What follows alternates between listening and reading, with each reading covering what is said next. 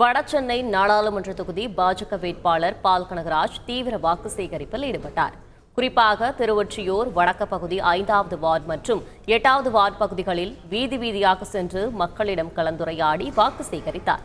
மேலும் பெட்ரோல் பங்கில் வாகனங்களுக்கு பெட்ரோல் போட்டு அவர் பிரச்சாரம் செய்தார். பல்வேறு பகுதிகளில் பிரச்சாரம் மேற்கொண்ட அவருக்கு பொதுமக்கள் உற்சாக வரவேற்பு அளித்தனர். மக்கள் எழுச்சியாக எங்களுக்கு வரவேற்பு அளிக்கிறார்கள். அந்த வரவேற்பை எங்களை மிகுந்த மகிழ்ச்சிக்குள்ளாக்கியிருக்கிறது.